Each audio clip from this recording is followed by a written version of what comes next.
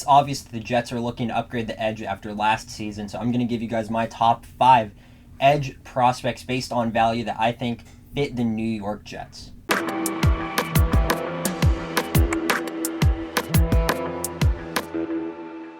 All of these edge rushers that I have on this list, I really like a lot. Now, my number 1 and number 2 guys are sort of interchangeable, surprisingly, but let's start it off with Kvon Thibodeaux. He's the first guy, and it's for a good reason. I don't understand why a lot of people are hopping off of the Kvon Thibodeaux train, because I don't see what they're seeing. Kvon Thibodeaux, he's barely scratched the surface of what he's really capable of, and what he's really capable of is being probably a top 3 pass rusher in the NFL. His physical build and athletic nature is just unreal. He ran a 4.58 at the combine. He possesses a lot of power, even though I think he's only 260 pounds, he still provides a lot of power and can act as a power rusher. Now, with Kvon Thibodeaux, he's also very explosive in the run game. He tends to blow up a lot of plays. Go check his college stats. He had a lot of tackles for loss, so not only is he impacting in the pass rushing abilities, but he's also stopping the run at a high level and getting in the backfield, which is something you definitely would like to see out of a defensive end. Now, there are a few knockbacks with Kvon Thibodeaux. Number 1, he's not necessarily refined, but he's also not raw. So if you kind of understand what that means, with Kvon Thibodeaux, he sort of needs he needs to play with more technique, especially when it comes to his hands and winning with finesse moves. That's really, I think, the main thing that he needs to work on.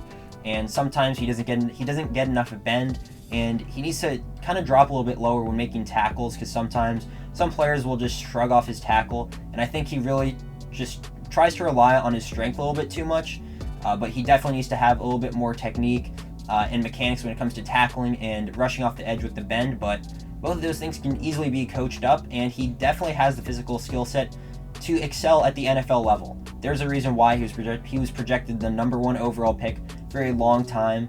And a con that I don't really buy, though, is that he doesn't love the game of football. I don't know why all these character concerns are coming out about Kayvon Thibodeaux. I'm not sure if it's NFL teams trying to add smoke screens so he falls to them, but I don't see it. If you listen to his interviews, he sounds like he likes the game a lot, and he likes competing.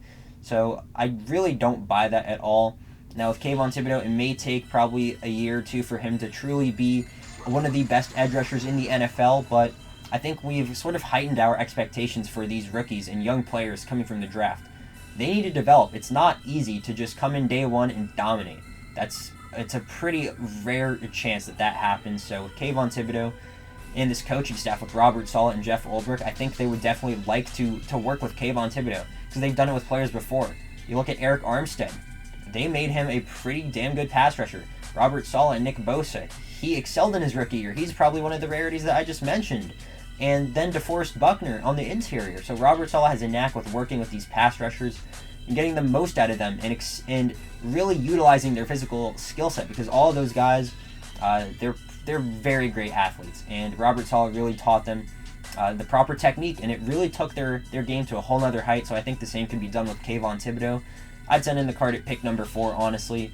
I don't think he's going to be there at 10, though, but personally, for me, I think he's my edge number 1, just because even day 1, if he comes in, he's going to be a good player. He's definitely going to be an upgrade over Bryce Huff, even though I like Bryce Huff a lot. He's more of a rotational guy, so Kayvon Thibodeaux would be a nice pairing with Karl Lawson, and I think it would definitely help us in achieving our goals of getting these AFC East quarterbacks on the ground and helping us win games. The second edge rusher that I have that is sort of the 1B to Kayvon Thibodeaux, he's really grown on me, and it's Jermaine Johnson from Florida State University. I think a lot of Jets fans started hearing about him and taking a deeper look into him after the Senior Bowl, because he was really the main player who really rose his draft stock for a reason. But even if you look at the film from this past year, he was phenomenal. 17.5 tackles for loss. I mean, that is even more than Kayvon Thibodeaux this past season. What an excellent job. He won ACC Defensive Player of the Year. And what really makes me like Jermaine Johnson is his story, because I don't think a lot of fans know about this, but he was ineligible for D1 football after graduating high school. He had a 1.9 GPA, so what did he do? He went to JUCO. He worked his way up for 2 years. He was on a Netflix show even, which is sort of cool, but then he went to Georgia. He got offers from a lot of places. He landed on Georgia, and he got some playing time. Now, he wasn't a full-time starter just because Georgia is loaded on defense, as we all know, because they have a lot of edge prospects and defensive line prospects in this draft. But anyways, when he was on the field, he still produced, but he wanted to get more time because he knew what he's capable of. So he transferred to Florida State for his senior year, and then wins ACC Defensive Player of the Year, being an absolute monster and arguably the best edge rusher in the nation. I mean, what a story. I think that really speaks to Robert Saleh and Joe Douglas and their vision for the players that they want on the Jets. They want guys who love the game of football. They want guys who are motivated. Tell me that story doesn't sound like Jermaine Johnson is motivated because he loves football and he has ultimate goals in life. Because that's exactly what it sounds like to me.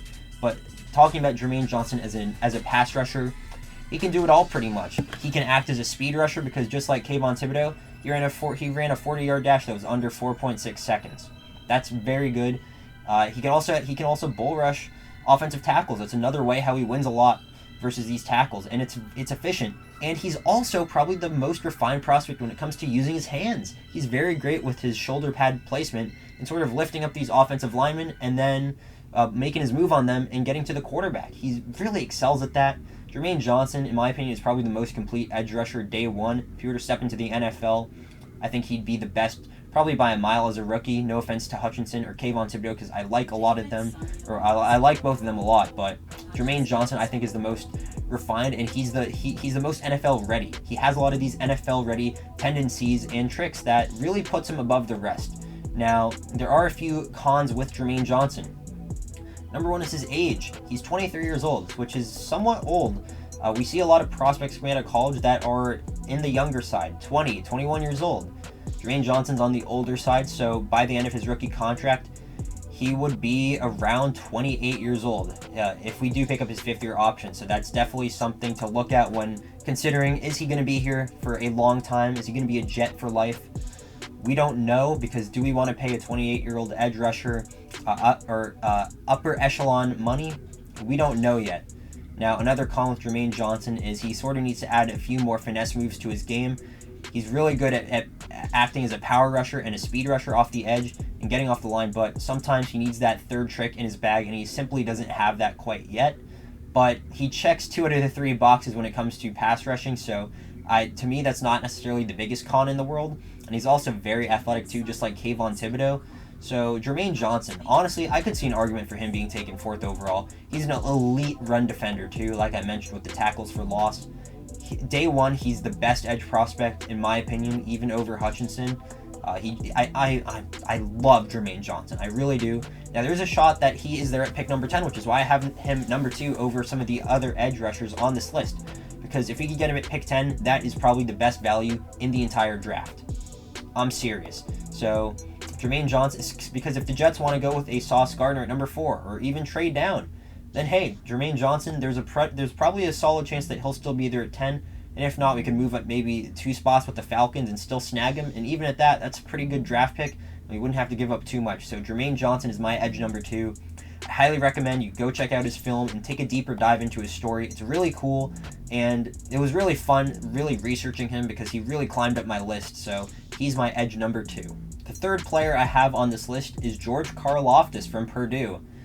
I remember very early on in the process we started seeing a lot of mocks with Karl Loftus to us at pick number 10, and that talk has sort of died down as Trayvon Walker has risen up draft boards, as Jermaine Johnson has risen up draft boards, but Karl Loftus is a player to not be slept on at all. I did not know much about him when taking a look at the mock drafts, but when making this video, I started taking a deeper dive onto him in his film, and he is a very capable edge rusher. Now, I think he is probably the best power rusher in the draft. He's bigger bodied. I think he's around 280 pounds, but that doesn't matter because he can still rush off the edge, and he can even be moved inside. Now, Karl Loftus does a very, very, very good job getting his hands inside the pads of offensive linemen, and he's really good at creating lift, sort of like what I was talking about with Jermaine Johnson. Karl Loftus is a little bit better at that though, which definitely puts him above the rest in that area, an aspect of the game. And he plays very quick too. I think there are a lot of concerns about maybe his speed and if he can be an edge rusher off of the edge for a sustainable amount of time, and I think he definitely can. He's more athletic than people think. He's very quick too. He's great at timing.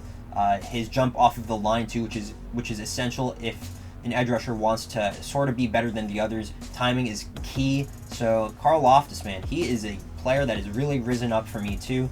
I think he's definitely more than capable, and I think he will guaranteed be there at pick 10, just because Trayvon Walker has risen up draft boards. There's Aiden Hutchinson, and then Kayvon Thibodeaux, who a lot of people and probably teams are considering a little bit better just because of their higher upside. But I think Karl Loftus still has even more upside. I think he could get a lot better still. Now, a con of him is he isn't as much of an impact player in the run game as necessarily a Kayvon Thibodeaux or a Jermaine Johnson, but he can definitely work his way up there for sure. Sometimes there are some missed tackles too. Briefly, another con with Karl Loftus is you may see that the sack numbers aren't necessarily there, so he isn't the best at finishing up. He gets a lot of pressures, but he doesn't necessarily wrap up and finish by getting the sack numbers, so that's something that he'll have to change. But he definitely has the motor, because even at that, even when he doesn't finish, you'd still see him trying to get after the quarterback and hustle over there, so I like his effort a lot. But for me, Karl Loftus is a pretty good prospect too, and I think we could definitely get great value by drafting him. I don't think it would be necessarily the end of the world if we miss on a Jermaine Johnson or a Kayvon Thibodeaux, and we end up with Karl Loftus and potentially an offensive lineman or a cornerback. I think the Jets would still be in a very good situation, or even a wide receiver. We don't know.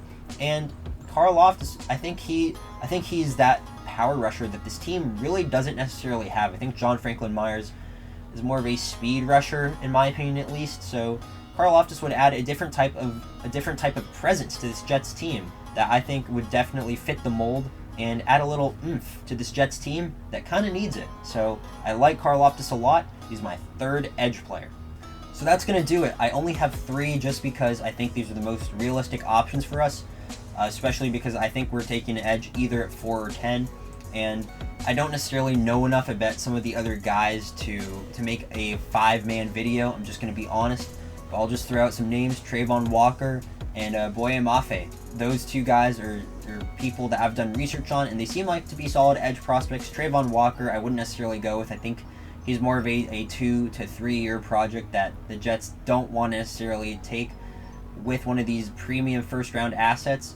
But Boye Mafe could be taken in the second round, but let me know what you guys think about this. I'm serious. Jermaine Johnson, man, he could really be 1A or 1B. Same with Kayvon Thibodeaux, and then Karl Loftus. So the Jets can't really go wrong at edge unless they don't take one until the 3rd round. I think that's really the only way where the Jets are taking an L, as maybe you'd say. But other than that, let me know what you guys think about this. I'd love to hear your thoughts, and maybe drop in some late round edge prospects that we could still snag and maybe double dip on. I'd love to hear all and everything. And yeah, thank you guys for watching, and I'll see you on the next one. Peace.